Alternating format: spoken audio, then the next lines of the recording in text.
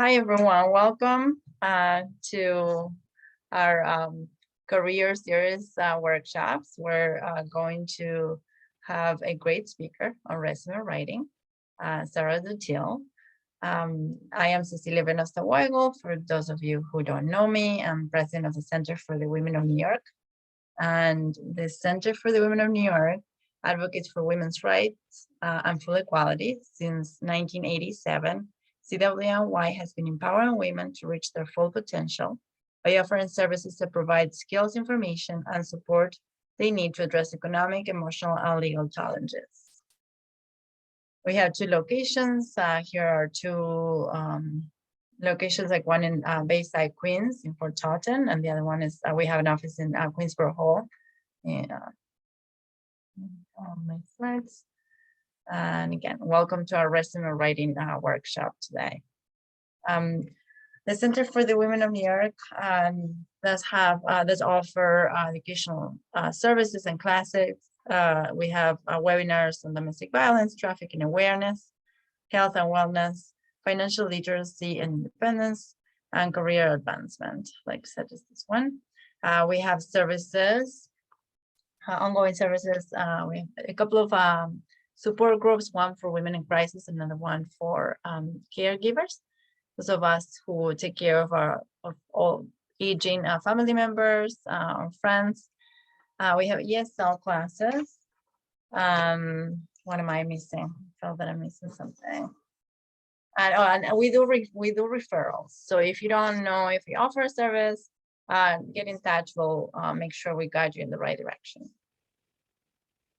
If you'd like to see any of our past events, if you missed some of the career series workshops, or you want to tell someone to watch this workshop later, you can find all the videos at cwny.org/past-events. If you'd like to ask any questions, feel free to put them in the chat. We usually address them at the end, but our great speaker will try to make it interactive. So if you have a question during the workshop that's on the topic that Sarah is addressing, put in the chat and we'll make sure she addresses your questions. If you are dialed in, you can email your questions to events@cwny.org, and our volunteer, Lana Verlutz, will be monitoring our email. So welcome, Sarah Dutille. She is a recruitment operations manager at the NPD Group. We're very happy to have you with us today. Welcome. So thank you for the intro, Cecilia. I'm really excited to be here today, and good afternoon, everyone. My name is Sarah Dutille, and I'll be talking to you today about resume writing and how to get your resume noticed. So first off, a little bit about me. I've been in recruiting for over 10 years now. I also worked as an office manager, but I found my way back to HR because I really just found that it was something I was passionate about. In my current role, I manage our LinkedIn, Indeed, and Glassdoor presence, and I also work with our HR information system, which receives our company's applications and resumes. One of my favorite responsibilities is managing the recruitment process for our internship program, which we hold every summer. And lastly, I truly enjoy recruiting because I really get to help people in their career journey, and there's really no better feeling than finding the right person for the right role. So let's jump right into it, resume writing. First off, I've created a few sample resume templates that will be shared with you after the presentation, but I'm going to go through each section of the resume with you and discuss the best practice on what goes where. So first, you're always going to include your personal information. This should always be on the top of the page with your name in a larger font so it really stands out. It's helpful for recruiters to have your city and state, specifically if it's for a position that requires an on-site presence. There are some hybrid roles now, specifically just due to the current climate with COVID. But having that main high-level information about your location really is important for recruiters to know where they can best fit you. You should also list your phone number and an email that you monitor regularly. While you're actively applying to jobs, you should always be checking your voicemails and emails pretty frequently. You want to make sure that your voicemail inbox is not full and that you want to be checking your spam folders as well and emails, because oftentimes emails can accidentally go there if it's from someone that you're not familiar with. So next on the page would be your objective or summary section. This should always be short and sweet. You want to give the recruiter a quick intro to who you are and what you're looking for, while also giving them a little bit of your voice to hear. You can use a career summary where you should list a couple of sentences about your professional experience, which can include the amount of years that you've worked in a certain role or doing a certain type of job. You can call out certain skill sets that you excel in and any specific accomplishments that are relevant to the job that you're applying to. You can also have, or should it be either have a summary or a career objective. The difference is an objective would be a couple of sentences stating of what you're looking for and which it can include the type of work you're seeking and how you can use specific skill sets to execute that type of work. This is often used for people that are newer to the workforce, or if you want to address a career gap. So an example would be, you can say, I'm returning to the workforce after being a caretaker for a family member, and I'm looking to use my strong organizational skills and attention to detail to obtain an office administrator role where I'll create a positive work environment for your organization. You can and honestly should adjust your summary or objective for each specific role you're applying for. This will show the recruiter that you took time to update your resume for their specific job posting, and it can make your statement even more impactful. So next we'll move to the bulk of your resume, which will include your professional experience. You should always have your most recent job at the top of this page and work backwards. You should list the name of your employer or past employer, the city of state and where you worked, your job title or titles, and the years that you worked there. You do not need to include months when you're listing the amount of time that you worked at a certain employer. However, if you started and ended your time at a certain employer within the same year, adding the month in there can be helpful. If you've held multiple positions at a certain employer, you should definitely list them out and present specific responsibilities that you had under each role. You can see an example of that right over here, where we list the job title when you left the company and the job title when you started. This will show potential employers and recruiters and hiring managers that you grew over time at a certain company and that they were investing in you. You can also include internships or any other unpaid work you may have done while you were in school. This could be a teacher's assistant or doing an internship through an organization that you worked at during college or even after college. Bullets should be concise and to the point. Your most recent job can have up to 7 bullets, but previous employer should be anywhere between 5 and 3. And as you work your way back, you can sort of minimize the number of bullets you have under jobs that were further in your past history. Okay, so now we're going to discuss the detail of what exactly goes into each bullet. Each sentence should start with a strong keyword or verb, and you should do your best to prevent using the same word over and over again. You don't want 4 different bullets saying you managed this, managed that, supported this, supported that. You really want to use a variety of different words to get your point across. You can see some keywords in the word cloud on the side, but I also have a website on the resources slide later on with a link to a site that provides you with, I believe, over 100 different types of keywords that you can use when putting together your resume. It's really useful just to have different types of words to really describe the type of work that you've been doing at previous employers. You want to make sure the words that you are using also align with the words that you see on the job description to the role that you're applying for. The tense of the words you use for bullets under certain jobs, under your current job, should be in the present tense, and bullets under previous employers should be in the past tense.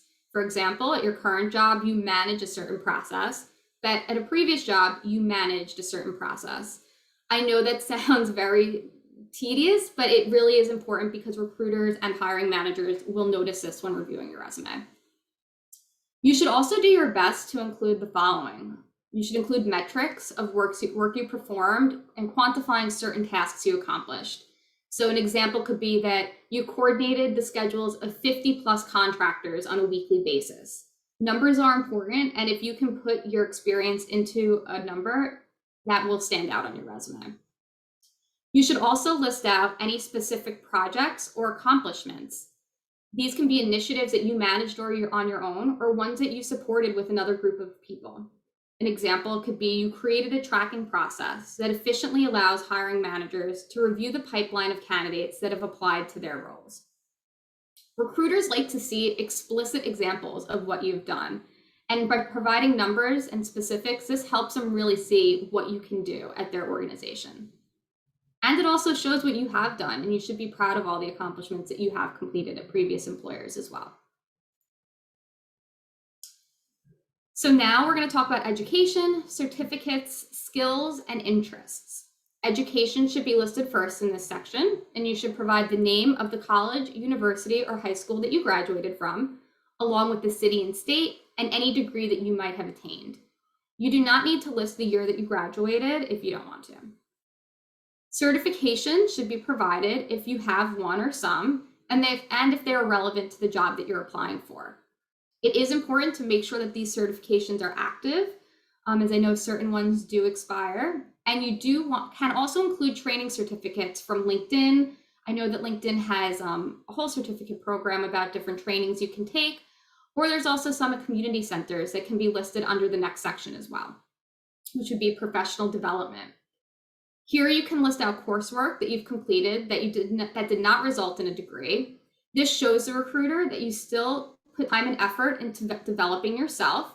However, you should be prepared to discuss with the recruiter or hiring manager why you did not obtain a degree, which can be as simple as you were taking these classes just to gain additional knowledge without attending school full or part-time, or that you were unable to complete your degree due to personal circumstances, but were still proud of the work that you had completed already. In the skills section, it's important to show what technical and soft skills you possess.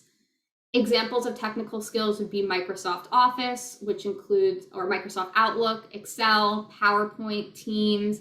If you're used to working on the Mac operating system or Apple operating system, you can list that there. Accounting systems like ADP, Zoom, WebEx, with a lot of people working in the remote world now, listing out those types of platforms is very impactful as well. You can also list out your soft skills, which would include organization, fast learner, determination, strong communicator. You can also list here speaking multiple languages, which you should list out. And then lastly, there's an interest section where you can provide the recruiter with just some personal information about you. They can really hear who you are in this section. Examples could be volunteering, being outdoors, knitting, spending time with family. Really anything that you're passionate about can go in this section, but it really should not exceed 5 examples. With that said, certifications, professional development, and interests are not required. If you don't have them, it's not applicable, but they are some nice to haves and really make you stand out. However, any education you've had and skills should be listed, but be sure not to lie or exaggerate about specific education or skills. This can be grounds of termination if you are hired, and honesty is key. People want to know about what you are good at and what you enjoy doing. So that's really what you want to focus on this part of the resume. So next is the fun part of formatting, editing, and proofreading. We really summed up the content portion of writing a resume. But honestly, formatting, editing, and proofreading is just as important, if not more important. You want to make sure that everything is correct, and you should be proofreading your resume often. You should have others review your resume. Lean on your people, your family, your friends, and your community to review your resume for you, because an extra set of eyes can catch things that you might not.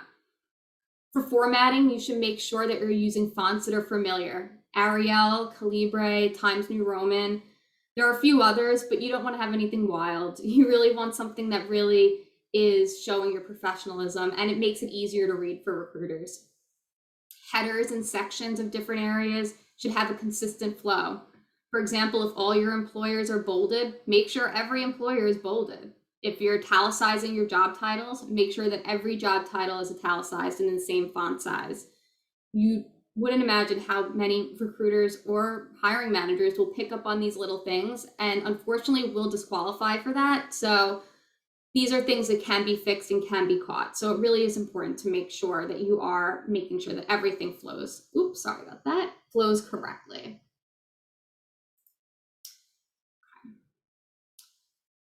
Lastly, it's always good to save your resume in a PDF form to ensure that the formatting stays the way that you want it to.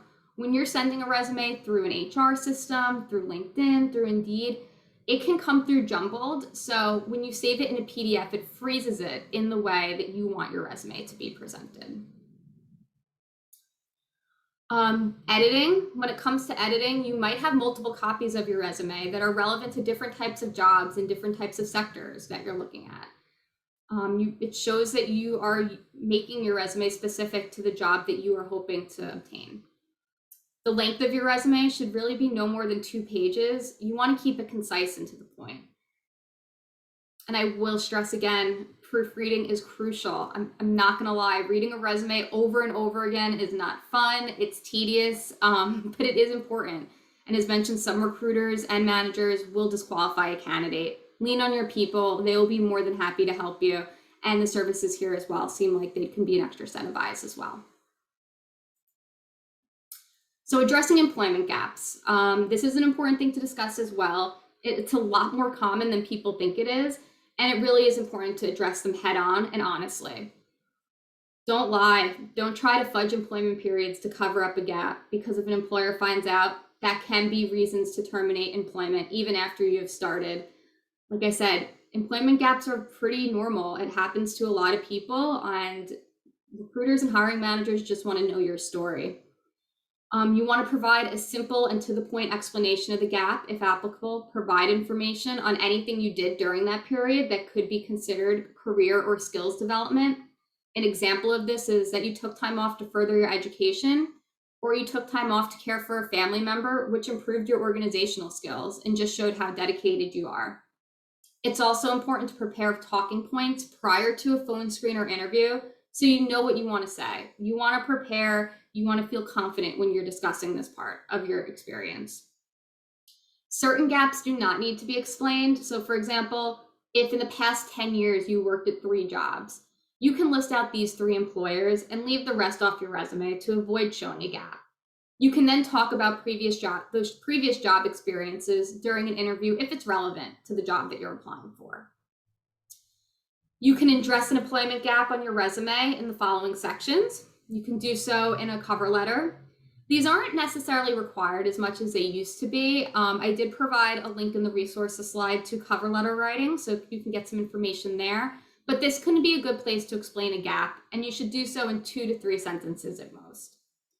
It should be in the center of your cover letter, and you should also have information about why you're eager to rejoin the workforce, your skill sets, your motivation, and all of that good stuff.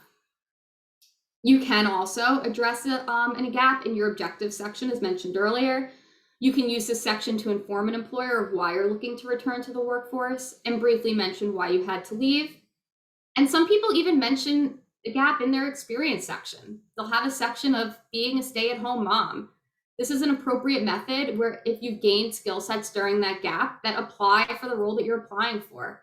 If you took time off to take care of a child and now you're looking to obtain a job in the healthcare industry or even being an office manager, it shows that you are able to juggle multiple tasks, attention to detail, organization, get creative with it. We've seen plenty of resumes with caring for family members, maternity leaves, and they get calls just as often as people that don't have those listed on their resume. I also wanted to give some high-level information on how to explain a gap during an interview or phone screen. So here's some examples of why you have a gap and how to discuss them. If you were let go, be honest. Honesty is key. If the company was restructuring or if there was changes in the teams, downsizing, talk to that. If you were fired, state that you were let go due to the expectations of the role were not aligning with the work that you were executing. Use this as an opportunity to explain what you've learned and how you've grown from that experience. However, it is important to never talk negatively about a previous employer, regardless of how negative that experience might have been. Reframe and use it as an opportunity to explain what you learned from that situation. If you took time off voluntarily, discuss why and why it was important for you to take this time off.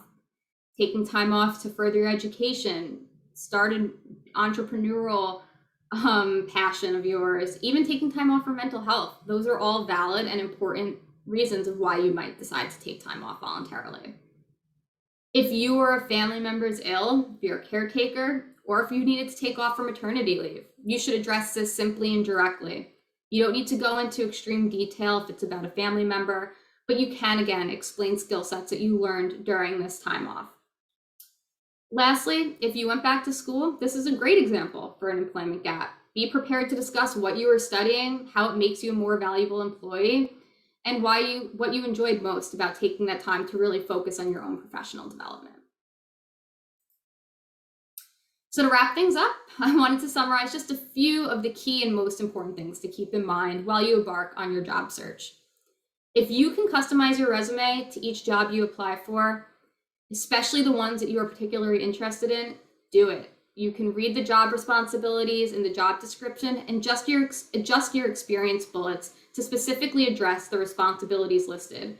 Recruiters will notice that you're not sending them just a generic resume that's sent out to all types of employers. It really will make you stand out when they're reviewing tens, if not hundreds of resumes a day.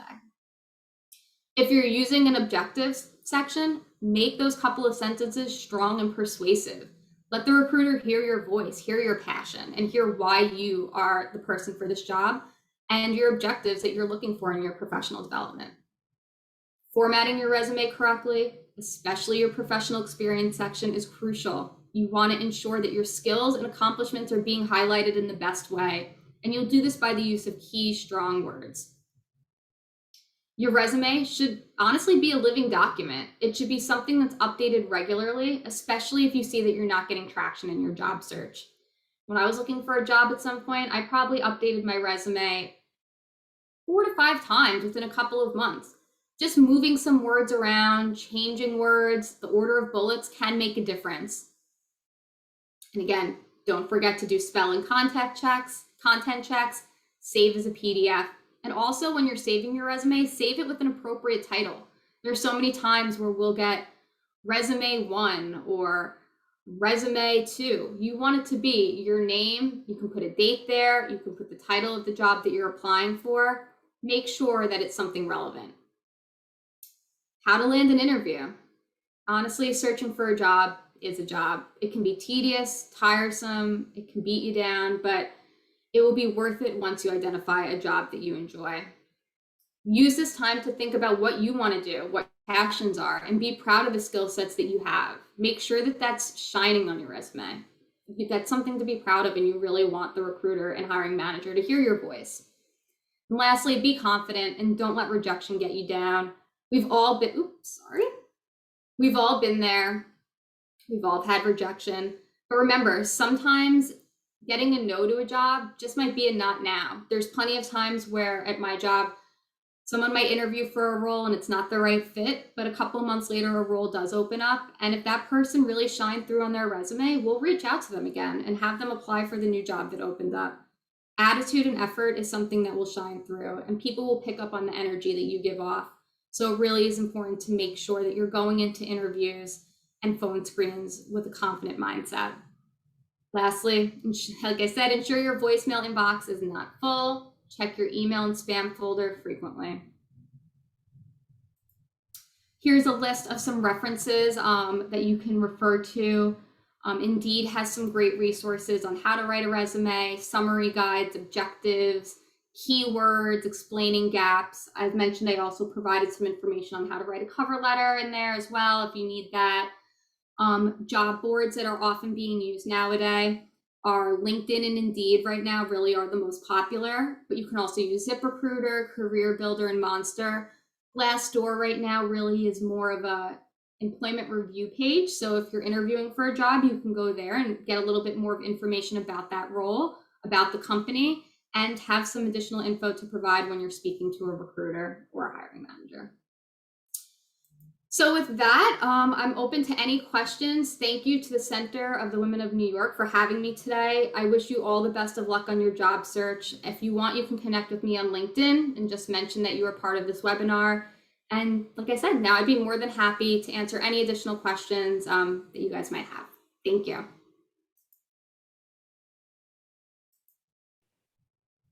Thank you so much. Of course. You're a little echo.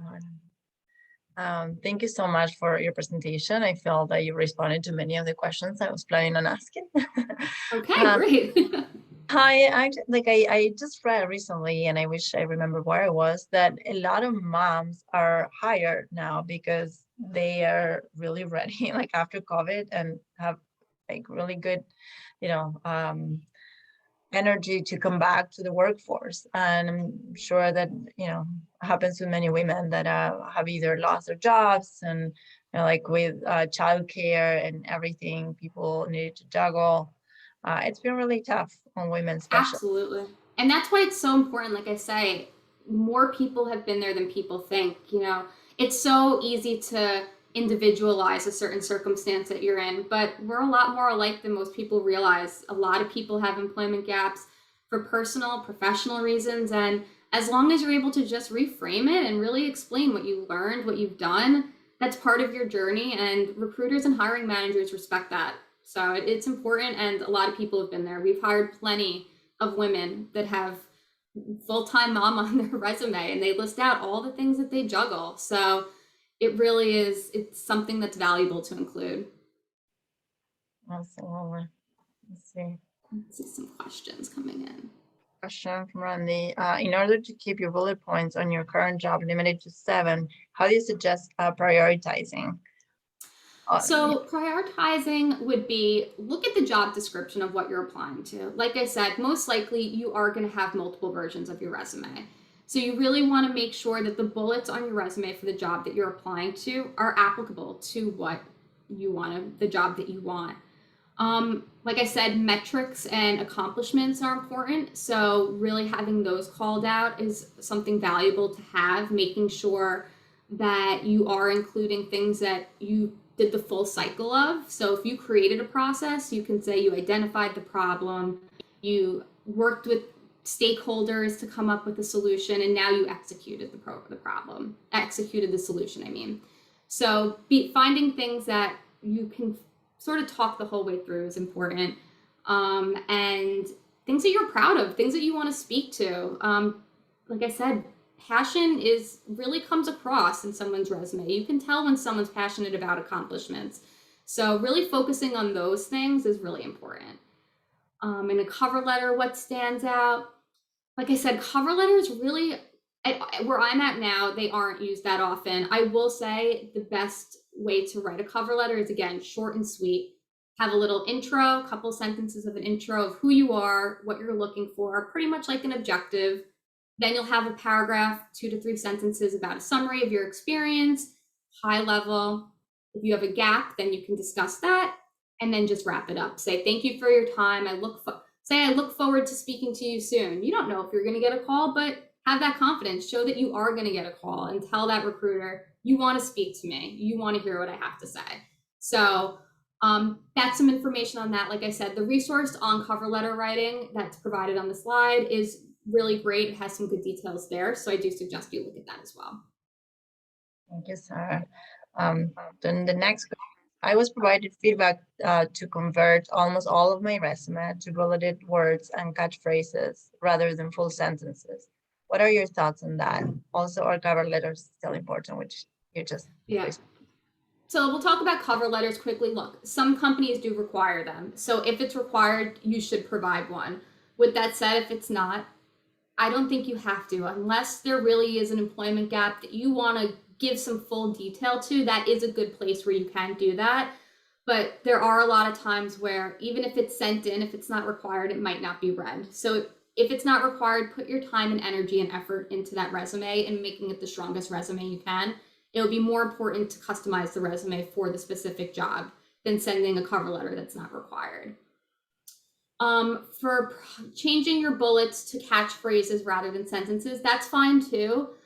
A lot of what I said today, again, is just practices that I find useful. There is different feedback. What I say is not the end all be all. So you can use catchphrases as well. As long as it can get the information across that you want to get across and it's grammatically correct, then that is fine. One thing is though, if you're going to use sentences, make sure every sentence has a period. If you're just doing catchphrases, just make sure every bullet is just a catchphrase. You don't want to mix and match the two, because then that will show that your formatting isn't consistent. So it really is however you feel more comfortable. When I write my resume, it is in sentences, but they can be concise catchphrases as well, or statements too. How to stand out in the hiring pool. Strong objectives, really strong objectives, strong career summaries. That's the first thing that a recruiter is going to read on your resume. So having that really be something that you spend time and effort, and like I said, lean on friends and family, have them read over that and be like, wow, that really made me want to hire you. You know, they're the ones that know you the best and will give you the most honest feedback. So that section is really important. And then just having a clean resume. I know I keep stressing it, but formatting, typos, that can get you disqualified before someone even reads your resume. That's not how we necessarily do it where I work, but I do know plenty of employers that if they see something off like that, which is something that can be fixed and something that you should be proofing, you might not even get someone to look at it. So definitely editing, conciseness, to the point, and just making sure that what you're saying sort of gives them an image of you off the page. I know that's a rather ambiguous statement, but being passionate about what you're writing down will come through on your page. So, and confidence as well. Put all of the information on one page. Yes, you can definitely have 2 pages. If we can get onto one page, great, but don't try to squeeze everything onto one page if you're still not getting your point across. It is important to actively show all the experience that you do have. So don't cut it down just to hit that 1 page mark. We have plenty of people that will submit a 2-page resume. Anything over that, you really don't need. There's a handful of people in my industry where they have 30 years of technical experience talking about all the programs that they've done. I mean, if that's the case, yes, you might have a longer resume, but you should be able to get your point across in 2 pages. You can add your address on a resume. It's not required, but you can. It's a personal preference. But again, it's not something that recruiters are actively looking at. If you're applying to a role that requires an on-site presence and you really want to show them that you are very local, then that could help. But as long as you have your city and state, that will get the point across of where you are mainly based. But again, if you put your full address on, that won't disqualify you or make a recruiter or hiring manager look at your resume with any less importance. Okay. All right. In some of our past workshops in this series, the same question came up several times, which is like, if I am older, I feel discriminated against because of age. Yeah. Do you have any thoughts on that and how to prevent that? Yep. So that is where not including your graduation date on your education section really is important. It's unfortunate, the ageism that does go on. It does happen. I'm not going to lie. There's certain employers that do look into that. Our company is not one, but it is the reality. So what you want to do is, like I said, you can take your year you graduated off, and it really is important to still show passion through your resume. Show that you do want to if you're returning to the workforce, showing that you want to return, that you're excited about new opportunities. And showing the amount of experience you have. If you've been in the workforce for decades, you have so much experience that a new person into an industry isn't going to have. You have hands-on experience you can't put a price on that. So be proud of all that you have done and be able to speak to that, and be able to speak at how, something you can do, with technical skills. If you want to get a little bit more experience in Excel, I believe LinkedIn has online classes that you can take. I know that certain community centers have classes. Certain colleges will provide free online resources as well. You can show that you're still developing your skill sets, even as you are growing within your professional career. That's great advice. Like, by the way, we do have more workshops coming up, and the next one will be on networking, and after that we are, I don't know if it will be the next one right after that, but we will have a LinkedIn and interview tips in one of our workshops. So yeah, like we'll keep you all in the loop. Both And very important. LinkedIn and networking, it is just as important as having a positive resume. I always say, after you meet with someone, even if it's just a conversation, find them on LinkedIn and connect. You never know who you're going to run into in the future, and that's just another reason why to also never speak badly about a previous employer, no matter how negative it might be and how much you want to say, well, they treated me unfairly. Reframe it, put a positive spin on it, and just explain what you learned from there, because you never know who you're going to meet down the line, and your network is just as valuable as your resume is. thank you so much. Of course. I don't see any more questions. But while I share some stuff, you feel free to ask more questions, anyone?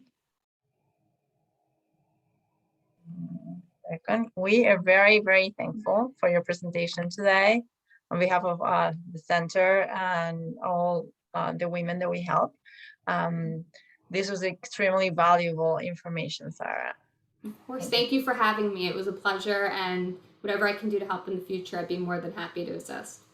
That's great. And as you said, like people can contact you in LinkedIn. Yep. To everyone, make sure that you mention to Sarah that you attended this workshop, so she knows. Absolutely. I'd be more than happy to speak to any of you offline. Like I said, just mention in the message on LinkedIn that you attended this webinar or saw it at some point, and I'd be more than happy to connect and discuss things further. Thank you. And if you'd like to support the center and free events, like free services such as this one, you can become a member or donate. Here are the websites. I believe Lana is putting them in the chat. Thank you, Lana. And as I mentioned before, we have 2 locations. One is in Queensboro Hall, and the other one is in Fort Totten.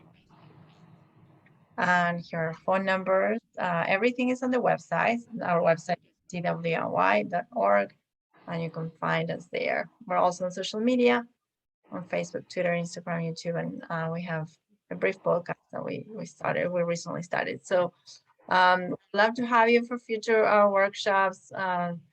Stay connected. We'll have a lot of other valuable workshops with great information. Thank you again, Sarah. We hope to have you again in the near future. Absolutely. Thank you. And have a great day, everyone.